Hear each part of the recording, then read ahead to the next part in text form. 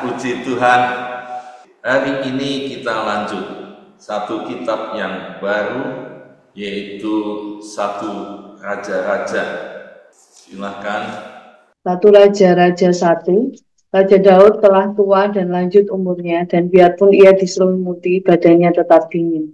Lalu para pegawainya berkata kepadanya, hendaklah dicari bagi tuanku raja seorang perawan yang muda untuk melayani dan merawat raja.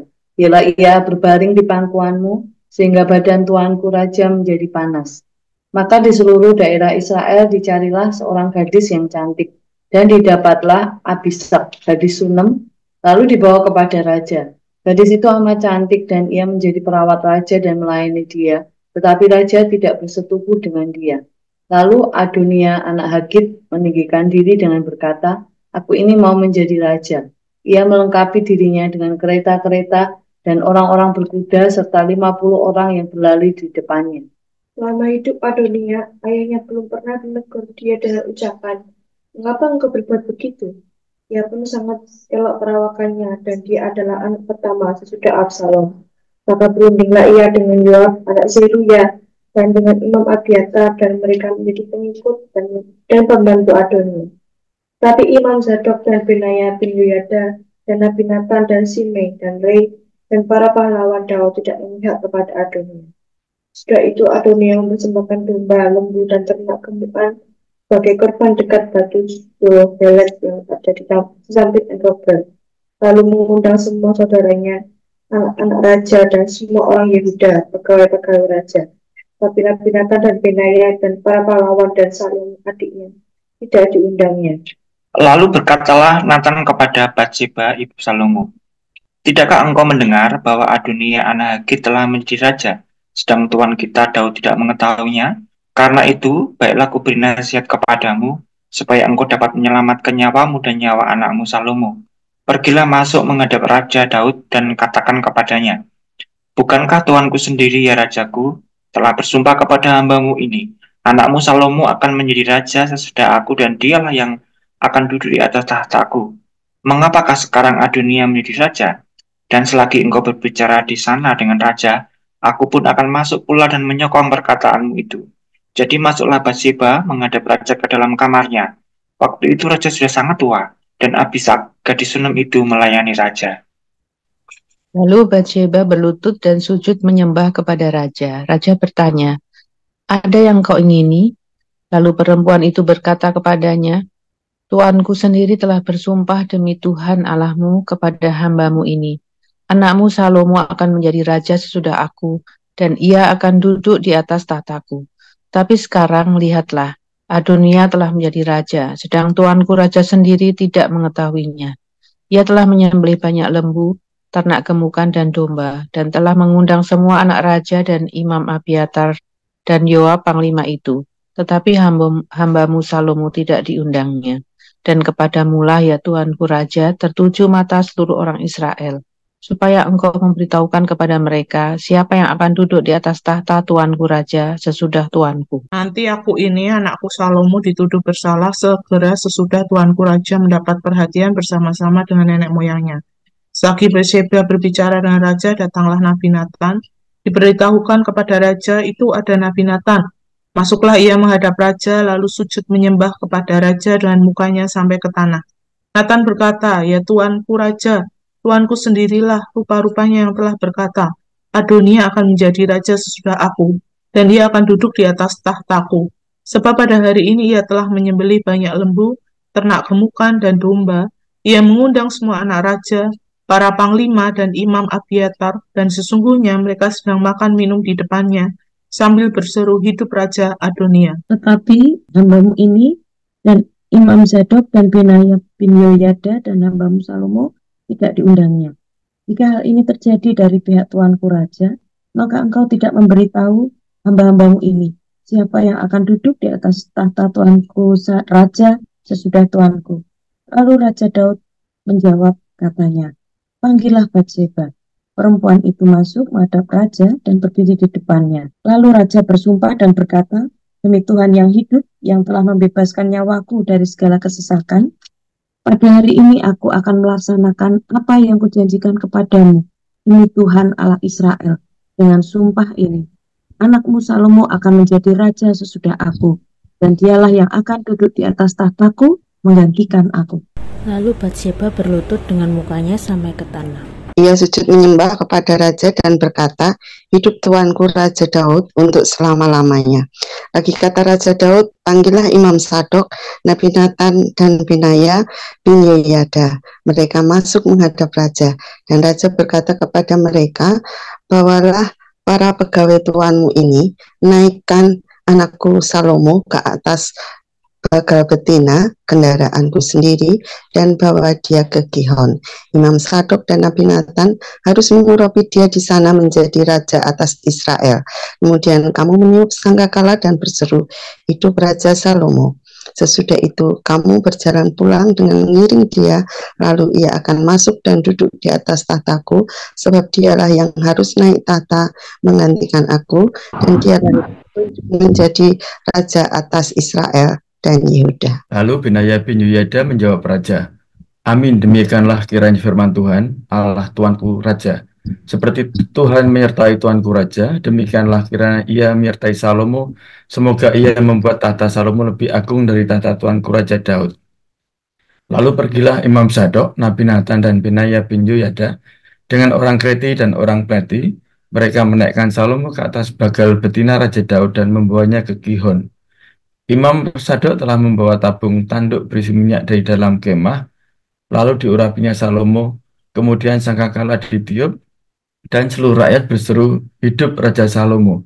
Sesudah itu seluruh rakyat berjalan di belakangnya sambil membunyikan suling dan sambil bersukaria rame-rame, sampai seakan-akan bumi terbelah oleh suara mereka. Hal itu kedengaran kepada Adonai dan kepada semua undangan yang bersama-sama dengan dia, ketika mereka baru habis makan. Ketika Yoab mendengar bunyi sangkakala itu, ia berkata, apakah sebabnya kota begitu ribut? Selagi ia berbicara, datanglah Yonatan, anak Imam Abiatar. Lalu Adonai berkata, masuklah, sebab engkau seorang kesatria, dan tentulah engkau membawa kabar baik. Tetapi Yonatan menjawab Adonai, tidak, Tuan kita, Raja Daud telah mengangkat Salomo menjadi raja. Raja telah menyuruh supaya Imam Sadok dan Nabi Nathan dan Benaya bin Yehoyada dengan orang Kreti dan orang Pleti menyertai Salomo, dan mereka menaikkan dia ke atas bagal betina raja. Imam Sadok dan Nabi Nathan mengurapi dia di Gihon menjadi raja, dan dari sana mereka sudah pulang dengan bersukaria, sehingga kota menjadi ribut. Itulah bunyi yang kamu dengar tadi. Salomo sekarang duduk di atas tahta kerajaan. Juga pegawai-pegawai raja telah datang mengucap selamat kepada Tuan kita Raja Daud dengan berkata, kiranya Allahmu membuat nama Salomo lebih masyhur daripada namamu, dan tahtanya lebih agung daripada tahtamu. Dan raja pun telah sujud menyembah di atas tempat tidurnya. Dan beginilah katanya, terpujilah Tuhan Allah Israel, yang pada hari ini telah memberi suara duduk di atas tahtaku, yang aku telah sendiri masih boleh saksikan. Maka semua undangan Adonai itu terkejut, lalu bangkit, dan masing-masing pergi menurut jalannya. Takutlah Adonai kepada Salomo, sebab itu ia segera pergi memegang tanduk mesbah. Lalu diberitahukanlah kepada Salomo, ternyata Adonia takut kepada Raja Salomo, dan ia telah memegang tanduk-tanduk mesbah serta berkata, biarlah Raja Salomo lebih dahulu bersumpah mengenai aku, bahwa ia takkan membunuh hambanya ini dengan pedang. Lalu kata Salomo, jika ia berlaku sebagai kesatria, maka selai rambut pun dari kepalanya tidak akan jatuh ke bumi, tetapi jika ternyata ia bermaksud jahat, barulah ia dibunuh. Dan Raja Salomo menyuruh orang menjemput dia dari mesbah itu. Ketika ia masuk, sujudlah ia menyembah kepada Raja Salomo. Lalu Salomo berkata kepadanya, pergilah ke rumah. Kita melihat posisi dari kitab sejarah, kitab histori yang mulai kejadian dan seterusnya. Kita kemarin dari 1 Samuel dan sampai 2 raja-raja merupakan satu rangkaian, satu rangkaian di mana posisi ini menjadi posisi kitab sejarah, dan kita mengerti bahwa kepemimpinan umat Israel yang dimulai dari Abraham, Ishak, Yakub sampai Musa, di situ umat Israel dipimpin oleh bapak-bapak leluhur, dan kitab Keluaran sampai 1 Samuel ini terlihat bahwa Israel mulai diganti model kepemimpinannya, yaitu nabi-nabi dan para hakim. Lalu dari 1 Samuel kita melihat ada satu pergantian kepemimpinan lagi, yaitu mulai dari Saul sampai Sedekia, yaitu kita melihat dari 1 Samuel sampai 2 raja-raja selesai. Ini kepemimpinan umat Israel dipimpin oleh raja, seorang raja. Dan setelah pembuangan Israel sampai Maliaki dipimpin oleh imam. Jadi posisi satu raja-raja ini kita mempelajari tentang, yaitu masa Daud sudah tua, ada pergantian ke Raja Salomo, dan 40 tahun dipimpin oleh Saul, 40 tahun dipimpin oleh Daud, dan 40 tahun dipimpin oleh Salomo, menunjukkan bahwa raja yang pertama Saul menggambarkan satu raja yang buruk, Daud gambar raja yang baik. Nanti di kitab Salomo kita akan melihat model kepemimpinan yang kombinasi, ada yang baik dan ada yang buruk, dan ini dimulai dari 1 Raja-Raja pasal 1. Jadi raja-raja, surat raja-raja sering dipertanyakan, yaitu soal siapa penulisnya. Penulisnya tidak disebut dengan jelas dan tidak diketahui dengan jelas. Hanya para peneliti, penafsir, banyak yang lebih meyakini, yaitu Yeremia. Jadi Yeremia banyak berkaitan dengan raja-raja Sedekia dan nabi ini, dan ditafsir lebih masuk akal kalau dia sebagai penulisnya. Jadi kita lihat di awal introduksi ini, mengapa kita belajar kitab raja-raja. Dan ini memang sudah tertulis dan diilhami oleh Roh Kudus. Kitab ini kalau kita pelajari menjadi satu model pemerintahan, yaitu monarki dipimpin oleh raja, tapi ini menjadi awal supaya kita bisa mendapatkan satu fakta yang benar dengan mengkontraskan bagaimana kerajaan yang dipimpin oleh raja, dipilih oleh Tuhan, dan ada di satu kerajaan Israel, dan nanti akan antitipenya akan terlihat bagaimana kerajaan yang sempurna, yaitu dipimpin oleh Yesus, yaitu kerajaan Allah. Bukan kerajaan yang ada di manusia, tapi ini kerajaan Allah. Jadi kalau kita melihat di 1 raja-raja, 2 raja-raja, tokoh-tokoh raja-raja tampak, karena setelah Salomo kerajaan terpecah jadi 2 dan ditunjukkan dengan kerajaan utara dan kerajaan selatan. Utara 10 suku namanya Israel, tapi yang selatan Yehuda, yaitu Benyamin dan Yehuda. Dan tampak yang utara 20 raja, yang selatan 20 raja, semua yang utara hampir yang tidak ada yang bagus, yang selatan 8 raja yang baik. Dan kita bisa dalami nanti di dalam rangkaian setiap hari Bible reading kontekstual ini akan melihat sekitar 40 raja yang akan diceritakan di sini. Dimulai dengan Raja Salomo, dan ini terlihat masa tua Daud. Ada cerita ayat 1 sampai 4, ini masa tua Daud, kondisinya dingin, badannya dingin, lalu badannya menjadi panas karena dilayani dan ditemani perempuan yang masih perawan, cantik dan muda, namanya Abishag.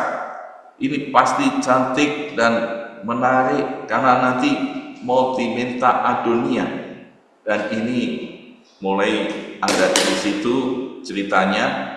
Dan ayat 5 sampai dengan ayat 10 ada satu tokoh anak Daud namanya Adonia. Dia konspirasi dengan Yoab dan Abiatar, dan dia ingin jadi raja karena dia dalam posisi orang anak yang tertua setelah Salomo. Jadi secara kerajaan hierarki dia mestinya memang penggantinya. Tapi ada satu hal yang kita bisa pelajari, karena konspirasi ini tidak izin, tidak memberitahu pada raja yang punya otoritas namanya Daud, sekalipun Daud sudah tua. Dan ini menunjukkan ketidaktaatan di dalam keluarga Daud, dan ini yang tidak baik. Mengapa Adonia bisa begitu? Jawabannya ada di ayat 5, karena meninggikan diri. Ini catatan bahwa siapa yang meninggikan diri, Tuhan Yesus pun sudah mengatakan dia akan direndahkan. Dan karena ambisinya meninggikan diri, dia ternyata di kisah berikutnya ayat 11 sampai dengan 27, Daud sudah bersumpah bahwa yang menjadi raja itu anaknya namanya Salomo. Dan pada waktu Nathan mendengar ini, dia memberitahu pada Batseba untuk lapor pada Raja Daud. Dan setelah diberi laporan, Daud katakan dia sudah bersumpah, pasti dilaksanakan. Dia bersumpah dan pasti dilaksanakan bahwa Salomo yang akan duduk di tahtaku, kata Daud. Dan Nabi Nathan setelah itu memberi konfirmasi. Kisah yang terlihat ini, Batseba memberi satu informasi supaya Daud kembali dan tetapkan sumpahnya. Nabi Nathan yang masuk dengan kata, rupa-rupanya raja telah berkata Adonia akan menjadi raja. Ini Nathan pakai kontras, informasinya dikontras. Berarti apa? Rupa-rupanya Raja Daud sudah angkat Nabi Adonia untuk jadi raja. Ternyata Daud tidak mengatakan itu. Dan Daud sekarang, demi Tuhan yang hidup, telah membebaskan nyawaku dari kesesakan pada hari ini. Aku akan melaksanakan apa yang kujanjikan kepadamu demi Tuhan Allah Israel. Anakmu Salomo akan menjadi raja sesudah aku. Dan dia perintahkan untuk Nathan dan Imam Sadok dan Benaya, kepala pengawal Daud, untuk mengurapi Salomo menjadi raja. Dari sini kita bisa melihat bahwa apa yang dipilih Tuhan, apapun orang lain punya ambisi mau mengangkat diri menjadi raja, pasti akan digagalkan. Apa yang dari Tuhan pasti akan terlaksana.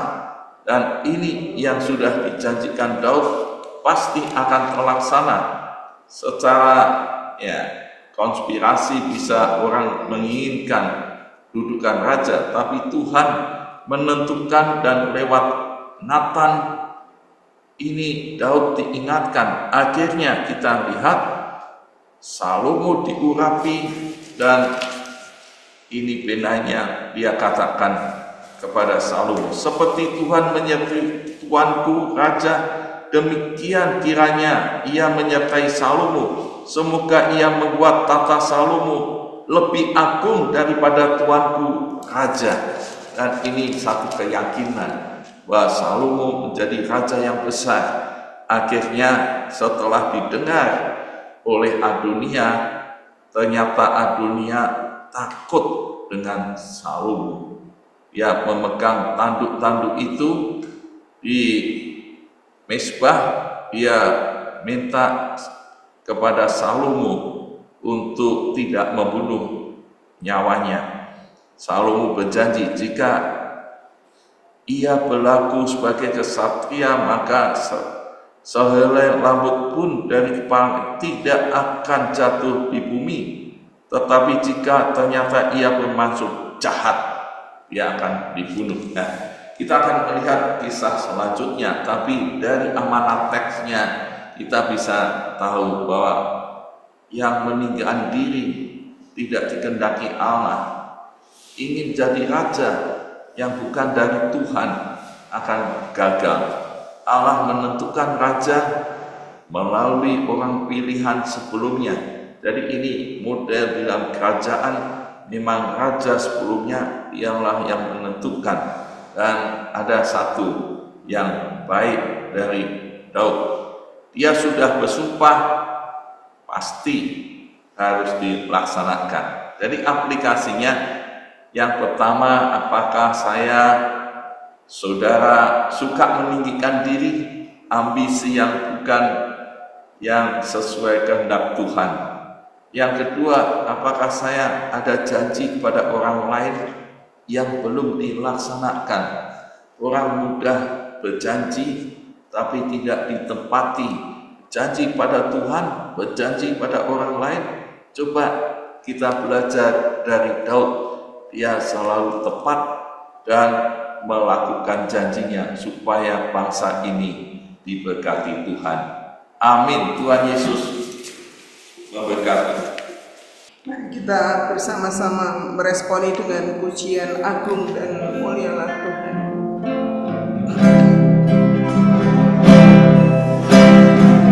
Agung dan mulialah Tuhanku,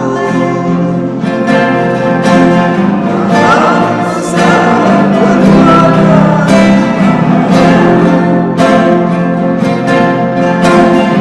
berkuasa atas surga dan seluruh bumi. Siapa yang dapat seperti Kau Tuhan? Agung dan mulialah Tuhanku, besar perbuatan tangan-Mu. Aku datang dan bersujud dalam hadirat-Mu, memuja Engkau seumur hidupku. Ku sembah Engkau sebab Allah yang maha besar. Ku sembah Engkau Yesus keselamatanku. Ku sembah Engkau Maha Kudus, kekuatan hidupku.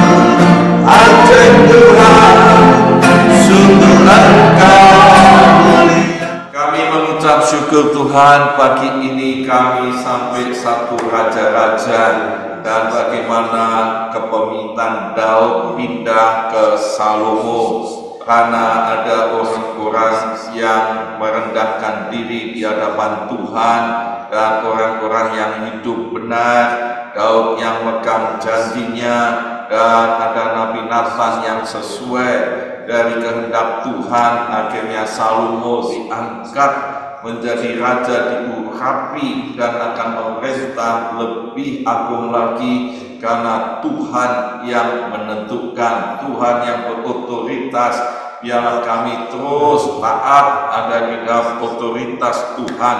Dan hari ini Tuhan mau sertai kami, memberkati semuanya dengan limpahnya, jadikan saksi Kristus, memberkati banyak orang, dan Tuhan terus lindungi supaya kami sehat. Kami mengucap syukur di dalam nama Tuhan Yesus, kami memuji kebesaran.